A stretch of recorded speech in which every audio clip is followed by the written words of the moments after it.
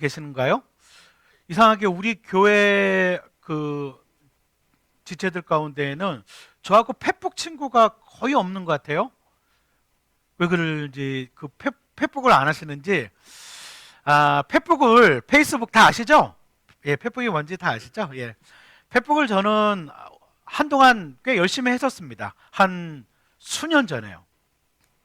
근데 최근에는 제가 페북을 거의 안 들어갑니다. 보는 게 싫어졌어요. 그리고 거의 한 5년 이상을 저는 페북에 글을 남기지 않았던 것 같아요. 왜냐하면 너무 말이 많아서 너무 많은 말들과 너무 많은 생각들과 너무 많은 사람들의 얘기가 많아서 나중에는 제 머리가 복잡해지는 거예요. 무엇이 옳은 것이고 무엇이 맞는 것이고 무엇이 진실인지도 나중에는 혼동이 되는 거예요. 막 말의 전쟁 같아요. 누가 하나 글이 붙으면 댓글이 쫙 붙고, 또 누가 하나 또 뭐 반박하는 글이 붙으면 댓글이 쫙 붙고, 그런데 댓글을 읽어보면 다 맞는 소리 같고, 이것도 맞고 저것도 맞는 것 같고. 그래서 제가 절필했습니다. 제가 페북에 글 좀 남기면 많이 실리거든요, 댓글이. 근데 제가 절필했어요.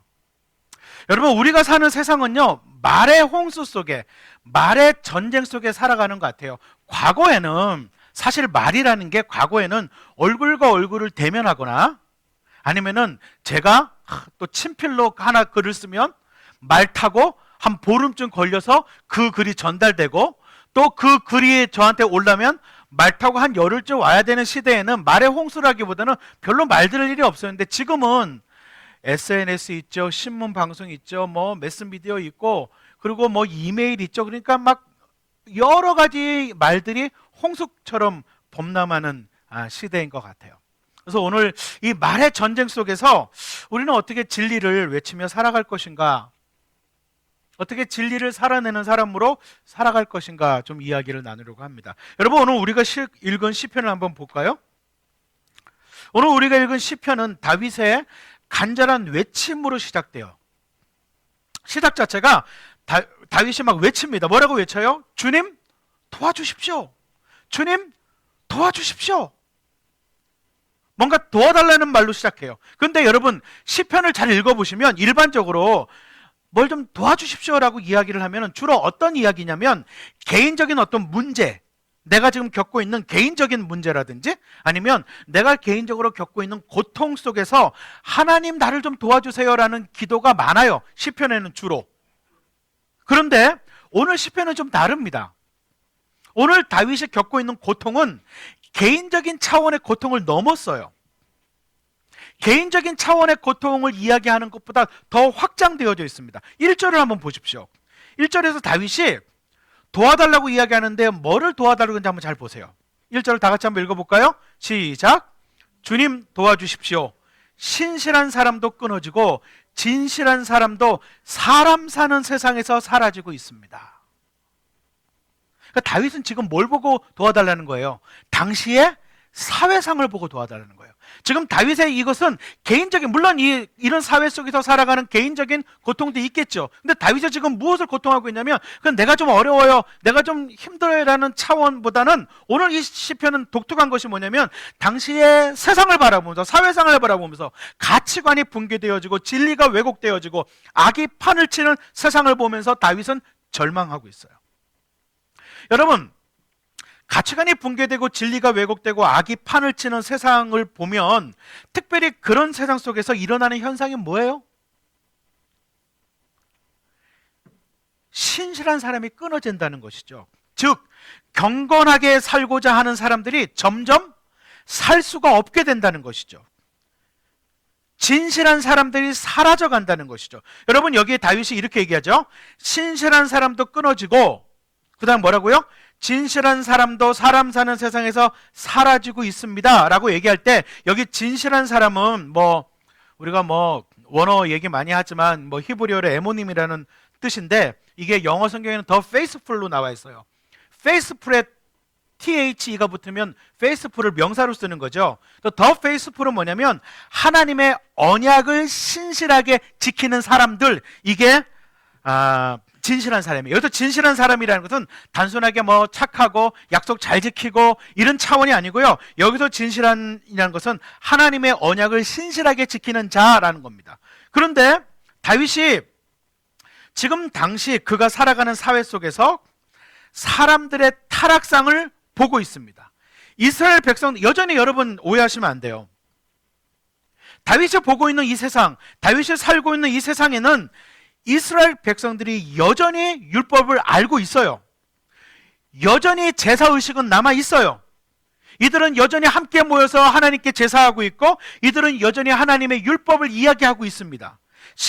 그러나 실제로 이스라엘 백성들의 삶 속에는 더 이상 하나님의 말씀이 의미가 없어졌어요. 이스라엘 백성은 오히려 우리보다 신정국가이기 때문에 오히려 이스라엘 백성들의 제사의식은 민족적인 제사의식이 남아있어요. 민족적으로 율법을 이야기하고 나누는 것은 남아있어요. 근데 왜 오늘 하나님의 언약을 신실하게 지키는 자, 진실한 사람이 사라진다고 이야기하고 있느냐? 이스라엘 백성들의 실제적인 삶 속에는, 현실의 삶 속에는 더 이상 하나님의 말씀이 의미가 없어졌다는 말이죠. 여러분, 오늘날도 이것은 동일합니다. 단순히 성경을 읽고 묵상하고 암송하고 공부하고 우리가 이렇게 함께 예배를 드리는 것, 그것이 말씀대로 사는 것이라고 우리가 아주 작은 부분이 그런 것이죠. 우리가 말씀대로 산다라고 할 때 우리가 반드시 돌아봐야 할 것은 뭐냐면, 나의 실질적인 삶 속에서, 현실의 삶 속에서 하나님의 말씀이 살아 움직이는가? 그건 뭘 의미하는 거예요? 그건 이런 겁니다. 실질적인 나의 삶 속에서 무엇을 선택할 때에, 실질적인 나의 삶 속에서 무엇을 결정할 때에, 그리고 내가 무언가 말을 할 때에 하나님의 말씀이 절대적인 기준으로 작용하고 있는가? 이게 내 삶 속에 하나님의 말씀이 살아있는 거예요. 교회 안에서 그리고 교회 밖에서 사람들의 말을 우리가 듣습니다. 기독교인들도 말하고, 비기독교인도 말하고, 크리스찬들도 말하고, 넌크리스찬도 말하고, 다른 종교인들도 말하고, 많은 사람들이 말을 해요. 그러나 우리가 봐야 되는 건 뭐냐면, 기독교인이 말해서 하나님의 말이 하나님의 말씀이 아니라, 목사가 말을 해서 하나님의 말씀이 아니라, 성도가 말을 해서 하나님의 말씀이 아니라, 그 말씀이 하나님의 말씀이 기준이 되고 있는가? 그 말씀이 하나님의 말씀에 부합되고 있는가? 하나님의 말씀의 원리가 적용되고 있는가? 성경적인 관점이 무엇인지 고려되고 있는가? 라는 것이죠. 그렇지 않다면 비록 성경 구절을 가지고 이야기한다고 해도 그것은 하나님의 말씀은 아닙니다. 그것은 하나님의 말씀을 사는 것이 아닙니다. 말과 삶 속에서 하나님의 진리가 최종적인 권위로 고려될 때 우리는 그 사람을 신실한 하나님의 사람이라고 부를 수 있을 것입니다. 오늘 다윗이 뭘 봤을까요? 여러분 상상을 하셔야 돼요. 성경을 읽을 때 다윗이 도대체 당시의 사회상에서 뭘 봤기 때문에, 다윗이 당시의 사람들이 살아가는 모습 속에서 무엇을 봤기에 이런 고백을 하고 있을까요? 하나님의 언약을 신실하게 지키는 자가 사라지고 있습니다. 그것은 당시에 남아있던 종교적인 여러 가지 행위가 아니라 사람들의 실질적인 삶을 다윗은 보고 있는 것이죠. 그런데 우리가 오늘 한번 좀 생각해 봐야 됩니다. 여러분 이게 무슨 의미예요? 다윗이 바라본 세상 속에서 신실한 사람이 끊어지고 진실한 사람이 사라진다라는 게 무슨 말일까요? 신실한 사람이 끊어지고 진실한 사람이 사라진다. 잘 생각해 보세요. 이게 무슨 의미죠? 아니 어떤 사람이 돌아다니면서 신실한 사람만 골라 죽여요? 아니면 진실한 사람만 골라서 누가 살해합니까? 여기서 말하는 의미는 뭐예요? 실제로 이 사람들이 죽임을 당한다는 의미가 아니죠. 뭘 의미하는 거예요? 변절하고 있다는 것이죠. 진실한 사람이 사라집니다 라는 말은 진실한 사람이 어느 날 갑자기 다 죽어버렸다 그 뜻이 아니에요. 뭐가 일어나고 있는 거예요? 진실한 자들, 하나님의 언약을 신실하게 지키는 자들이 이 세상의 유행과 이 세상의 물결을 따라서 뭐하고 있다고요? 변절되어져 가고 있습니다 라는 의미죠.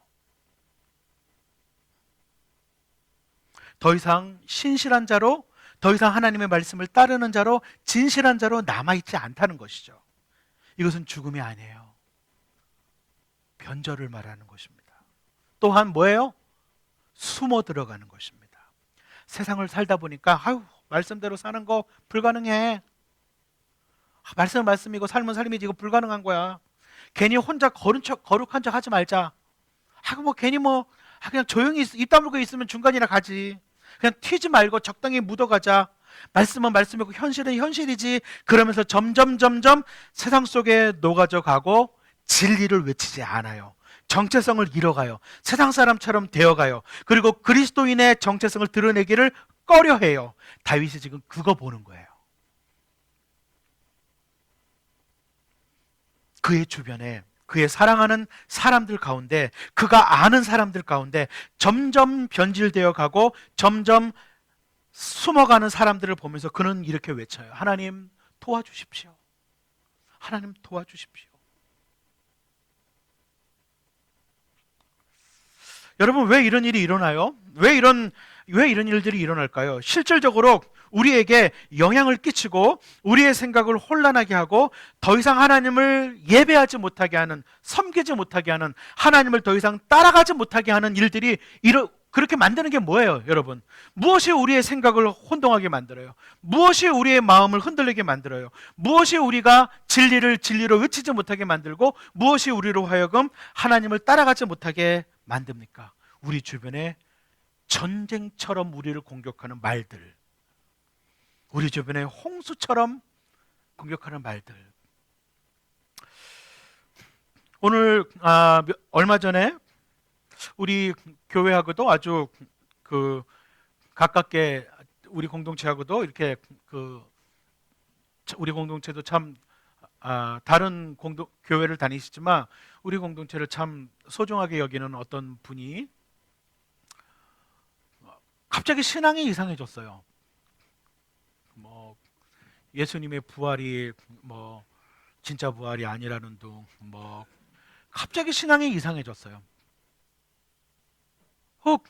이분이 그런 분이 아닌데 왜 이렇지? 왜 이럴까? 뭐 때문이겠어요?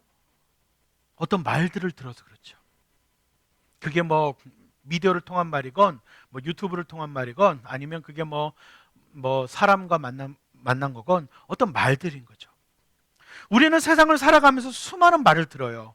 우리가 사는 세상은요, 저마다의 기준과 관점과 논리를 얘기하면, 여러분, 민주주의는 다수결이잖아요. 근데 여러분 아셔야 되는 거는요, 민주주의가 모든 것의 절대 기준이 아니에요. 여러분, 진리도 다수결로 결정할 거예요? 하나님이 계십니까? 손 들어보세요. 그 다수결이 손 들면 하나님은 없는 거예요? 여러분 착각하면 안 돼요. 진리는 다수결로 결정하는 게 아니에요. 근데 우리가 사는 시대는요, 어떤 시대냐면요, 진리도 다수결로 결정해요. 우리가 사는 시대는 저마다 기준이 있고 관점이 있고 논리를 이야기합니다. 모두가 자기 소견대로 절대적인 진리라는 게 존재하지 않고 모든 것이 상대적이라는 전제를 가지고 홍수처럼 말을 쏟아내요. 너도 진리 아니고 나도 진리 아니고 절대적인 진리가 없으니까 내 말이나 네 말이나, 그러면서 전부 다 전제를 가지고 얘기하죠. 뭐요? 절대적인 진리라는 것은 아예 존재하지 않아 라고 말하는 거예요. 그러면서 절대적인 진리를 이야기하는 사람, 절대적인 진리가 있다고 말하는 사람을 뭐라고 얘기해요? 하나님만이 신중의 신이요 참된 신이라고 얘기하면 뭐라고 얘기합니까? 너는 왜 이렇게 배타적이야? 너 너무 배타적이고 독선적이야 라고 이야기를 해요. 근데 여러분, 사실은 하나님이 이 세상에 신중의 신이야라고 말하는 것 때문에 세상에 많은 사람들이 우리를 배타적이라고 말하지 않아요. 실제로 예수님을 안 믿는 사람을 가장 많이 상대하고 만나는 사람 가운데 한 사람이 전데요, 실제로 그 사람들이 기독교인들에 대해서 싫어하는 것은 정말 하나님이 한 분이신 하나님이라는 그것이 아니라 태도를 좀 싫어하는 거예요. 좀 우리가 그 사람들에게 좀 겸손하게, 그리고 그 사람들의 이야기도 들으면서 얘기를 해야 되는데 그냥 내가 하고 싶은 얘기하고 네가 하고 싶은 얘기는 딱 막아버리고 이런 식의 태도를 가지니까 이제 그런 이야기를 하는데, 여러분 그러나 넘어가시면 안 돼요. 모든 진리를 선언하는 것은요 항상 배타적인 거예요. 여러분 한번 잘 생각해 보세요. 이 세상의 모든 신은 하나님밖에 없다라고 말을 하면 어떤 사람들이 이렇게 뭐라고 얘기하겠어요? 야, 너 왜 이렇게 배타적이야? 왜 신이 하나님밖에 없어? 부처님도 있고 뭐도 있고 다 신이 있는데 너 왜 이렇게 배타적이야? 그럼 반대로 이렇게 한번 얘기해 볼까요? 이 세상의 모든 종교의 신은 다 참된 신이다 라고 얘기를 합니다. 그럼 어떻게 보여요? 이 세상의 모든 종교의 신은 모두가 다 참된 신이다고 얘기하면 이렇게 들리겠죠, 여러분. 와, 되게 관용 있고 되게 포용성이 있네 라고 얘기하죠. 그런데 이것도 역시 배타적이에요. 왜 배타적인지 아세요? 이 세상의 신은 하나님 한 분밖에 없다라는 사람들은 배타시킨 거예요. 그러니까 여러분이 생각할 때 기독교가 배타적이다, 독선적이라고 말할 때 그런가 막 이렇게 흔들리는데 모든 진리 선언은 어떤 종류의 배타성을 다 가지고 있습니다. 모든 것은 상대적이라고 말하는 사람은 굉장히 포용적이 있는 것 같지만 이 세상에 절대적인 것이 있다라고 말하는 사람들은 배제하고 얘기하는 거예요. 그 사람들은 다 빼버리는 거예요.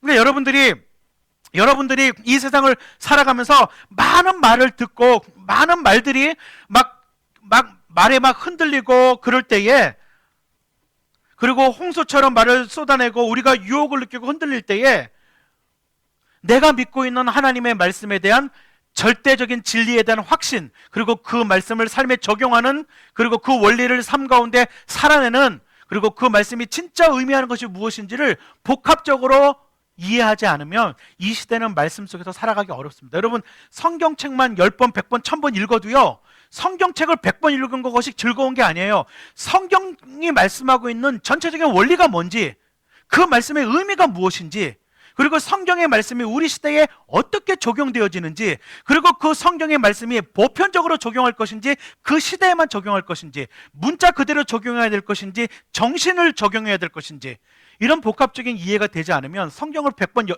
1000번을 읽어도 그냥 성경을 100번 읽었다라는 것밖에 안 남아요.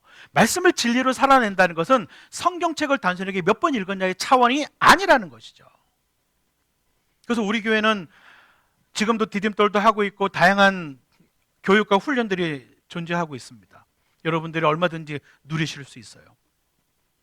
그런데 오늘 우리가 읽은 시편에는 이렇게 우리를 흔들리는 세상의 말들을 진단하고 있어요. 이 세상의 말들에는 어떤 종류가 있느냐라는 것이 오늘 시편에서 다윗이 그 말들을 진단하고 있어요. 이 세상에는 많은 말들이 존재하고 있는데 그 중에 어떤 것이 있느냐? 첫 번째가 뭐예요?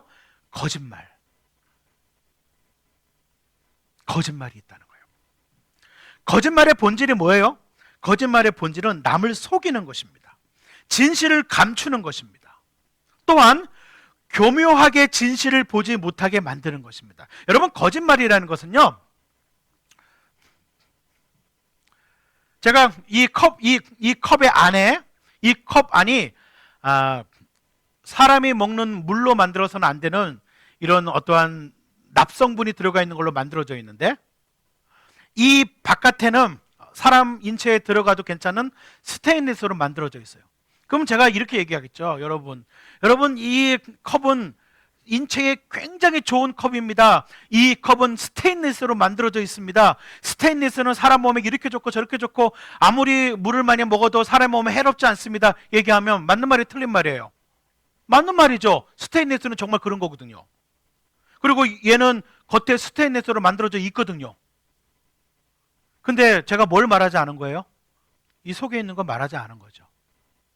그러니까 거짓말이라고 말할 때 말 자체를 틀린 말을 하는 거짓말도 있고요, 진실을 감추기 위해서 일부만을 이야기하거나 진실을 감추기 위해서 조작하거나 아니면 어떤 한 가지에 초점을 맞추게 하는 것, 이런 것들이 다 거짓말 안에 속성이에요. 근데 이것의 모든 것의 본질은 뭐예요? 다른 사람을 속이는 것이죠. 근데 여러분, 이 거짓말이라는 것은 개인성에만 국한시키면 거짓말의 파괴성을 제대로 파악할 수 없어요. 오늘날 우리 사회를 한번 보세요. 여러분, 우리가 사는 사회는 거짓의 사회가 되어가고 있는 것 같아요. 사람들이요, 물건값을 잘 못 믿는 것 같아요. 물건을 파는 분은 미리부터 뭘 예상하냐면 이거 깎을 거야, 분명히. 깎을 거를 예상하고, 그러니까 정직하게 합리적으로 가격을 매기는 게 아니라 깎을 거를 예상하고 가격을 매겨요. 그죠? 그리고 사는 사람은 어때요?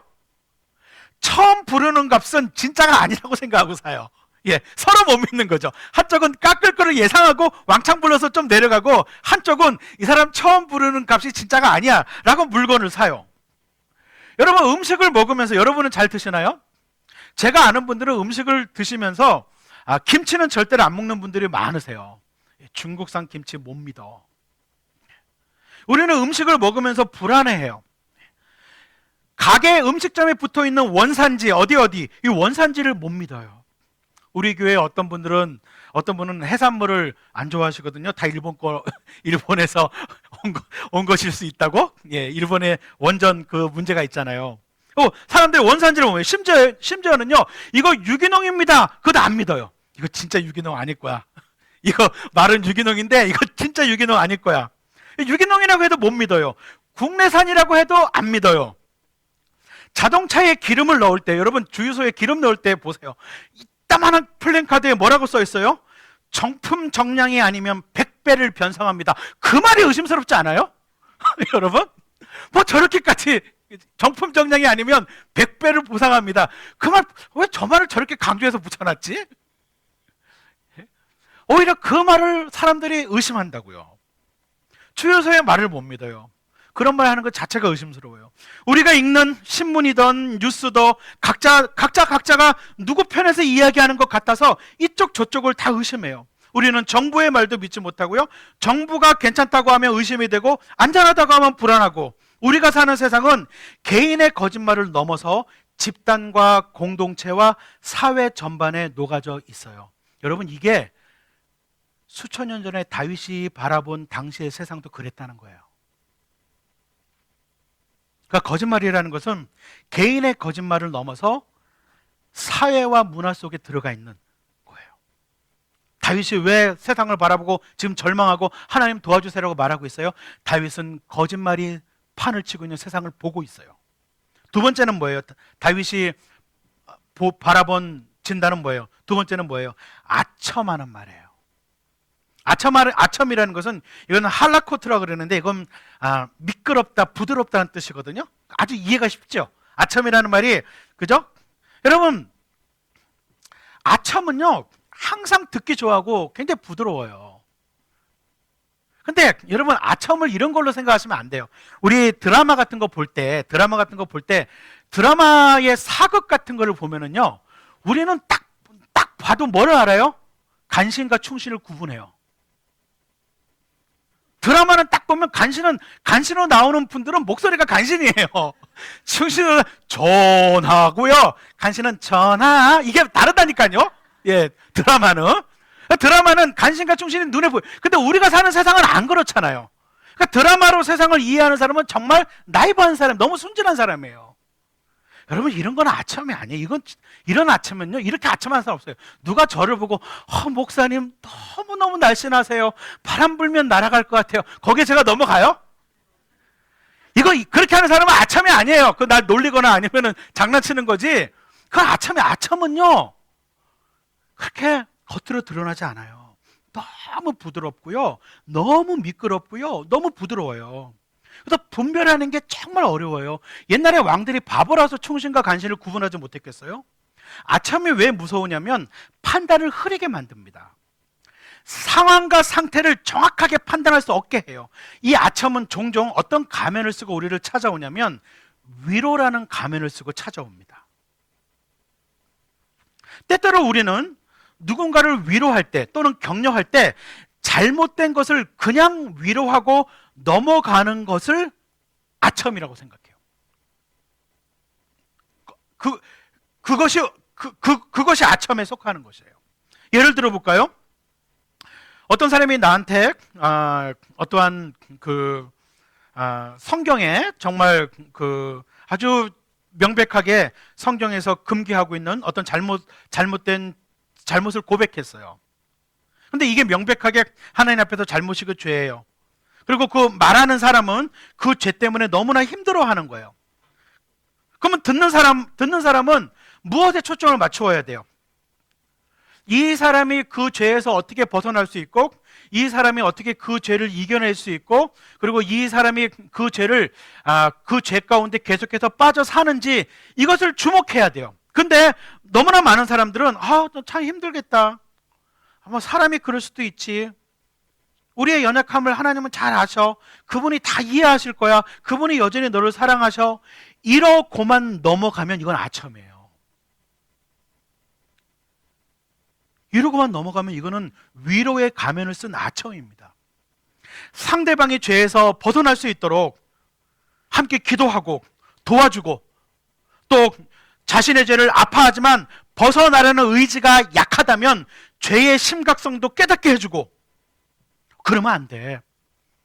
하나님 그걸 기뻐하지 않으셔. 그건 죄야.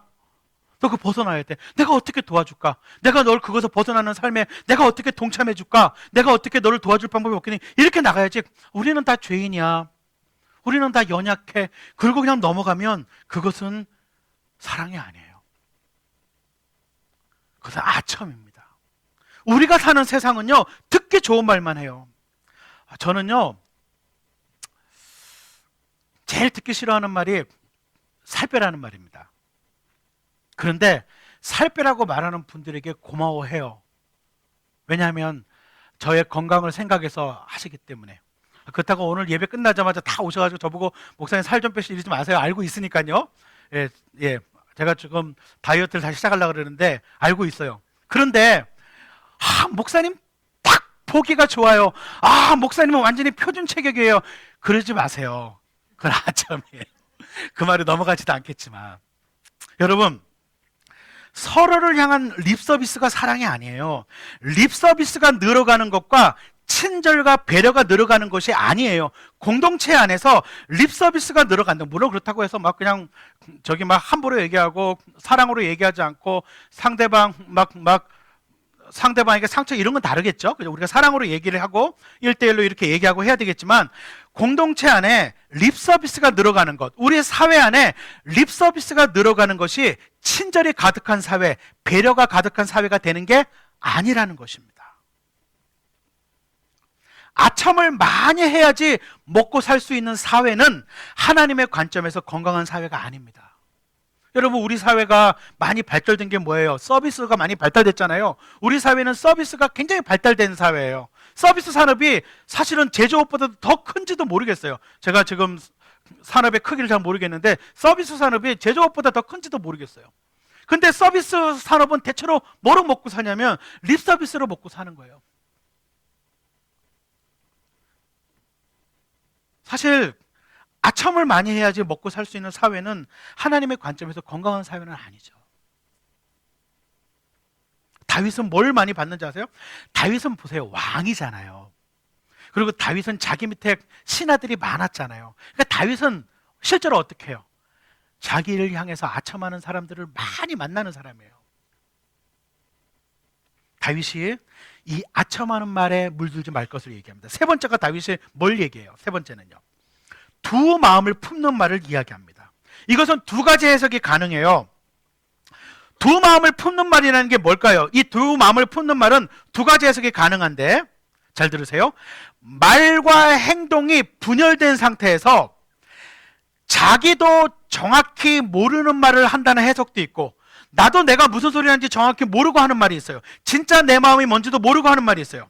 그 다음에 또 하나는 뭐냐면 겉과 속이 다른 두 기준을 가지고 말을 한다는 해석도 있어요. 그러니까 아첨한다, 이 두 마음을 품은 말은 뭐냐면 겉과 속이 다른 상태에서 말하는 것. 또 하나는 뭐냐면 내가 하는 말이 정확하게 뭔지도 모르고 하는 말. 그게 두 마음을 품은 말이에요. 사람들은 스스로도 모르는 말과 주장을 늘어놓습니다. 지금 자신이 하는 말이 무엇인지도 모르면서 이야기를 해요. 제가 언젠가 한번 말씀을 드린 적이 있는지 모르겠는데, 제가 오래전에 어떤 회사에서 이제 사목으로 사역을 할 때예요. 그래서 한 젊은 직원하고 이야기를 나눈 적이 있습니다. 그리스도인은 아니었는데 좀 문란하게 사는 청년이에요. 남자 청년인데 그냥 엔조이하는 삶을 아주 이렇게 그냥 자랑스러워하는 그리고 다른 직원들에게 뭐 쉽게 말하는 뭐 한번 만나고 헤어지면 되지 뭐 여자가 뭐 어디 한둘이야 뭐 이런 삶을 사는 거예요. 어느 날 제가 물어봤어요. 좀 이제 저하고 좀 이제 개인적으로 친해지고 나서 제가 그렇게 살면 좋아? 이렇게 물었어요. 그렇게 사니까 좋니? 그러니까 뭐라고 얘기냐면 자기는 떳떳하대요. 그 자기는 잘못된 생각이라고 생각하지 않고 이게 자기의 삶의 방식이고 자신의 가치관이라는 거예요. 그래서 제가 이렇게 물었어요. 여러분 저 나쁘다 그러지 마세요. 이렇게 얘기할 수 있는 청년이었기 때문에 직원이었기 때문에 제가 얘기했는데 그래서 제가 이렇게 말했습니다.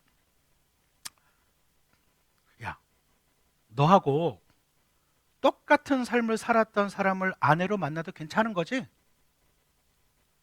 너하고 똑같은 삶을 살았던 사람을 아내로 만나도 괜찮지?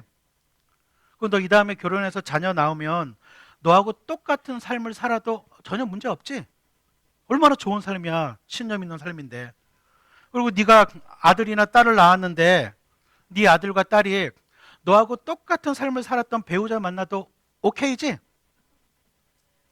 제가 좀 못됐죠. 이 친구 얼굴이 점점 달아오르더라고요. 그랬더니 화를 내요. 그거 안 된대요. 그러면 참 이상하잖아요. 자신의 삶이 그렇게 옳고 떳떳하고 자랑스러운데 신념에 가득 찬 삶인데 왜 자식은 그렇게 살면 안 돼요? 그게 두 마음을 품은 말이라는 거예요. 자기가 진짜 자기 속에 있는 게 아니에요. 그건 사실은 자기 속에서 그것이 옳지 않다는 걸 알아요. 자기 속에서 그렇게 살면 안 된다는 것을 본인이 안다고요. 근데 자기가 그렇게 쾌락에 자기 자신을 주면서 살아가면서 합리화시키는 거예요. 자신이 하는 말이 진짜 자기가 하는 말이 아니라는 거죠. 우리는 진짜가 아닌 말들을 내 자식에게는 이렇게 얘기하고 타인의 자식에게는 저렇게 얘기하고 내 문제는 이렇게 얘기하고 타인의 문제는 저렇게 얘기하는 경우가 얼마나 많아요.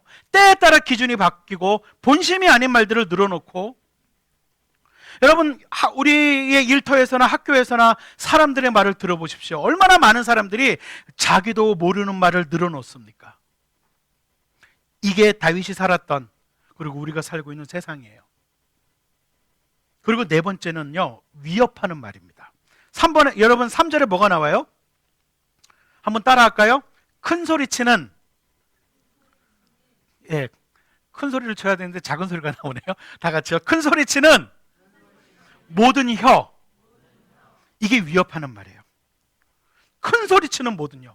우리가 사는 세상도 수많은 위협하는 말이 쏟아져요. 자신의 힘과 권세와 재물로 사람들을 위협하여 내 말대로 하지 않으면, 시키는 대로 하지 않으면 너 먹을 수도 없고 입을 수도 없어. 너 내 말대로 하지 않으면 너 먹고 못 살아. 내 말대로 하지 않으면 너 생계 끝이야. 내 말대로 하지 않으면 너 회사에서 아웃되는 거야. 사람들이 자신의 힘과 권세와 재물로 사람들을 위협하죠. 내 말대로 하지 않으면, 시키는 대로 하지 않으면 넌 먹을 수도 없고 입을 수도 없고 살 수도 없다고 얘기하죠. 이거를 아주 그 현대의 언어로, 그죠? 뭐라고 무슨 말로 할 수 있을까요? 까라면 까. 까라면 까. 이게 위협이에요. 이게 위협이에요. 갑질하는 세상, 강자의 논리가 지배되는 세상, 그 속에서 위협받고 또 때로는 위협하며 살아가는 것. 여러분, 다윗이 산 세상이 우리가 사는 세상과 다르지 않아요. 지금 다윗이 보고 있는 세상이 우리가 보고 있는 세상과 다르지 않아요. 그런데 이런 거짓말하고 아첨하고 두 마음을 품고 위협하고 이런 말들을 하는 사람들이 다 동일하게 하는 말이 있어요. 최종적으로 하는 말이 있어요. 결론적으로 하는 말이 있어요. 4절 한번 볼까요? 4절 한번 볼까요? 4절 함께 읽겠습니다. 이런 말을 하는 사람들이 최종적으로 무슨 말을 하고 있는 것인지, 자기들이 알던 모르던 이 말을 하고 있는 거예요. 다 같이 읽습니다. 시작. 그들이 말하기를 혀는 우리의 힘, 입술은 우리의 재산, 누가 우리를 이기리요. 이게 이들이 하는 말이에요. 이런 말을 하는 사람들은 최종적으로 무슨 말을 하는 거냐면, 혀는 우리의 힘, 입술은 우리의 재산, 누가 우리를, 이게 여러분 개역개정에 이렇게 되어 있습니다. 개역개정에는 그들의 말하기를 우리의 혀가 이기리라, 우리의 입술은 우리의 것이니 우리를 주관할 자가 누구리요? 이게 개역개정의 번역이에요. 그러니까 세상에 늘어놓는 이런 거짓말을 하는 것, 위협하는 말하는 것, 아첨하는 말하는 것, 그리고 말하는 것의 결론은 뭐예요? 뭐가 없다고 믿는 거예요. 우리를 주관할 자가 누구리요? 내 혀를 주관할 자가 누구리요? 내 혀에 누가 주인이 있으리요? 내 혀가 하는 말을 누가 들으리요? 이게 영어 성경에는 되게 재밌게 나와 있어요. 영어 성경에 뭐라고 하냐면 Who is our master? Who is Lord over us? 누가 우리의 주인인데? 누가 내 혀의 주인인데? 누가 내 인생의 주인인데? 누가 내 인생의 마스터인데? 이게 세상이 하는 말의 결론이에요. 뭐죠? 하나님이 없다는 거죠. 여러분, 그리스도인들이 왜 말을 조심해요? 그냥 우리의 인격을 좀 성장하기 아니죠. 우리가 말을 조심하는 이유는 하나님이 계시기 때문에, 우리의 말을 들으시는 분이 계시기 때문에, 우리의 말을 주관하시는 분이 계시기 때문에 우리가 말을 조심하려고 애를 쓰는 거죠. 세상에 왜 거짓말이 판을 쳐요? 아첨하고 두 마음을 품고 위협하는 말이 넘쳐나요? 하나님이 없다고 믿기 때문에. 우리의 말을 듣는 이도 없고, 우리의 말을 판단하는 이도 없고, 우리의 속을 들여다볼 이도 없기 때문에 그저 나의 유익을 따라서 이때는 이렇게 저때는 저렇게 말하는 것이 선하고 똑똑한 것이라고 말하는 시대예요. 뭐 어때? 나만 유익하면 되지. 요때는 이렇게 얘기하고 저때는 저렇게 얘기하고, 이 순간에 이렇게 얘기하고 저 순간 저렇게 얘기하고, 나만 잘 되면 되지, 나한테 유익만 있으면 되지라고 생각하는 거죠. 누가 듣는 분이 계시는 것도 모르고. 나에게 권력을 가져다 주면 아첨하는 거 아무것도 아니라는 거죠. 나한테 재산을 가져만 준다면 위협하는 거 아무것도 아니라는 거죠. 나에게 유익만 있다면 거짓말이 아무것도 아니라는 거죠. 이것이 세상의 말이고, 그 말은 결국 뭘 말하고 있는 거예요? 하나님의 존재는 없다. Who is our master? 누가 우리 주인인데? 여러분, 이런 세상에서 가장 누가 고통받겠어요? 이런 세상에서 제일 고통받는 사람이 누구겠습니까? 하루하루 먹고 사는 가난한 자. 오늘 잘리면 내일 살 수가 없는 거예요. 줄도 백도 없어서 눈치 보며 사는 힘없는 사람, 억울해도 하소연하지 못하고 당해도 참을 수밖에 없는 그런 사람, 그런 사람들은 혼자서 울 수밖에요.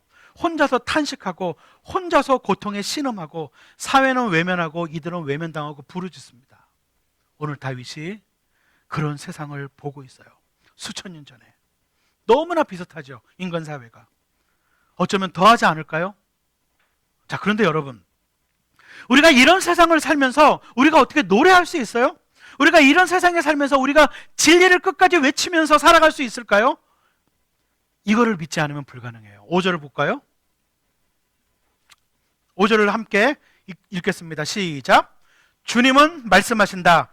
가련한 사람이 짓밟히고 가난한 사람이 부르짖으니 이제 내가 일어나서 그들이 갈망하는 구원을 베풀겠다. 아멘. 이런 거 아멘 해야 돼요. 이거를 안 믿으면 우리가, 그죠? 여기에 주님은 말씀하신다. 이것은 여러분 잘 보세요. 이게 지금 보면 이게 이중인데 잘 이해하셔야 돼요. 주님은 말씀하신다라는 지금 이 다윗의 시편을 우리는 문자로 기록해서 지금 읽고 있죠. 그죠? 그러면 다윗이 이 고백을 했을 당시에는 다윗이 글을 읽고 있었나요? 아니겠죠. 다윗은 뭐예요? 하나님께로부터 직접 신탁이 임한 거예요. 그러니까 이 말씀이 문자로 기록돼서 우리는 지금 글로 읽지만 다윗이 우리처럼 성경책을 읽고 있는 게 아니라고요. 다윗은 주님은 말씀하신다. 가련한 사람이 짓밟히고 가난한 사람이 부르짖으니 이제 내가 일어나서 그들을 갈망하는 구원을 베풀겠다. 하나님이 직접 신탁이 임한 거예요. 이거는 그냥 하는 말이 아니에요. 하늘로부터 하나님이 신탁이 임한 거예요. 하나님이 직접 말씀하신 것을 받은 거예요. 근데 그 내용이 뭐예요? 하나님께서 직접 일어나셔서 부르짖는 자들에게 구원을 베풀겠다는 거예요.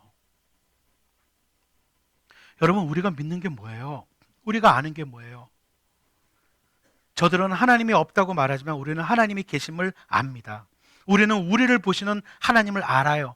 우리의 말을 들으시는 하나님을 압니다. 속으로 하는 말조차도. 그리고 자리를 박차고 일어나셔서 인류의 역사에 지금도 개입하시고 계시는 하나님을 압니다. 그래서 우리는 노래할 수 있어요. 그래서 하나님을 찬양할 수 있어요. 6절에 다윗이 뭐라고 얘기합니까? 주님의 말씀은 순결한 말씀, 도관 위에서 단련한 은이요 7번 걸러낸 순이다. 수많은 말이 있지만, 수많은 말들이 판을 치고 있지만 주님의 말씀만이 순결한 것이고, 주님의 말씀만이 진리이고, 주님의 말씀만이 변하지 않는 말씀이다. 주님의 말씀은 절대적으로 순결하고, 절대적으로 완전하고, 절대적으로 신뢰할 만하다. 오늘 되게 재밌어요. 시편을 보면요, 다윗이 의도적으로 대조해요. 전반부에서는 세상의 말들이 어떻다고 막 이야기하고 나서 거짓과 표리부동함과 폭력과 얼루진 세상의 말들이 얼마나 불순하고 불완전하고 악한 것인지 막 이야기하고 나서 여기 딱 와가지고 6절에 와서 하나님의 말씀은 조금의 거짓도 아첨도 헛된 것도 없는 완전하고 거룩하다는 것을 드러내고 있습니다. 사랑하는 성도 여러분, 우리의 마음이 왜 흔들립니까?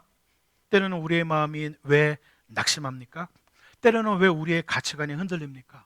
때로는 왜 우리의 마음에 기쁨을 앗아갑니까? 돈 좀 벌어놨어? 그 세상 어떻게 살려고 그래?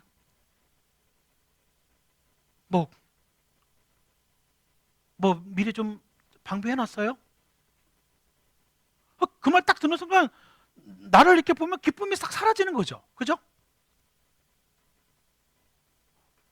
우리가 우리의 마음에 기쁨을 빼앗기고, 우리가 감사를 빼앗기고, 우리의 생각과 우리의 마음이 흔들릴 때 잘 생각해 보면 그것을 흔드는 말들이 들려와요. 그게 사실은 아내와 남편의 경우가 많죠. 아내와 남편의 경우가 참 많죠. 자식인 경우가 많고, 친구의 경우가 많죠. 우리는 이런 말의 소용돌이를 살아가요. 여러분, 우리가 언제 기쁨을 잃어요? 언제 행복을 잃어요? 언제 감사를 잃어요? 세상의 말이 휩싸일 때. 너가 성공하려면, 너가 행복하려면, 너의 미래가 안전하려면 뭐가 필요해? 너 그거 있어? 세상의 가치들을 쏟아내는 말에 휩싸이면 우리는 노래 못해요. 우리는 하나님을 노래한 마음을 빼앗겨요. 그런데 여러분, 기억하십시오. 세상에는 두 가지 말이 존재합니다. 세상의 말과 하나님의 말씀이 존재합니다. 여러분은 누구의 말씀을 담고 계십니까? 누구의 말씀을 가득 채우고 계십니까? 누구의 말씀을 의지하고 계십니까? 주님의 말씀은 악한 자를 가려냅니다. 주님의 말씀은 당신이 하신 일과 지금 하고 계신 일과 앞으로 하실 일을 드러냅니다. 그 하나님이 세상의 말들 속에서 하나님의 도움을 구하며 깨어진 세상에서 하나님을 따르며 신음하는 자에게 약속하셨습니다. 이제 내가 일어나서 그들이 갈망하는 구원을 베풀겠다. 다윗은 그가 사는 세상에서 들려오는 수많은 말들, 그리고 그 말들에 유혹돼서 변질되고 넘어지고 사라져가는 신실했던 사람들을 보면서 하나님의 말씀을 기억합니다. 그리고 하나님의 말씀에 집중합니다. 여러분, 오늘 구절의 마지막 절을 한번 보십시오. 아주 독특한 끝맺음을 하고 있어요. 마지막 절을 잘 보세요. 함께 읽겠습니다. 시작. 주위에는 악인들이 우글거리고 비열한 자들이 사람들 사이에서 높임을 받습니다. 여러분, 이거 이상하죠? 다윗의 기도가 딱 끝나고 났을 때 이렇게 나와야 되지 않아요? 나의 주위의 악인들이 다 사라져 버렸고 비열한 자들이 내 눈에 띄지 않습니다. 이렇게 나와야 되잖아요. 그죠? 이 시편의 마지막이 그렇게 나와야 되는데 시편의 마지막이 그렇게 안 나와요. 여전히 주위에 뭐요? 악인들이 우글거리고 비열한 자들이 사람들 사이에서 높임을 받아요. 다윗의 기도가 끝나는 순간에도 여전히 그의 주위에는 악인들이 우글거리고 비열한 자들이 득세하고 있어요. 이렇게 끝나요, 시편이. 저는 이 구절을 보면서 가라지 비유가 떠올랐습니다.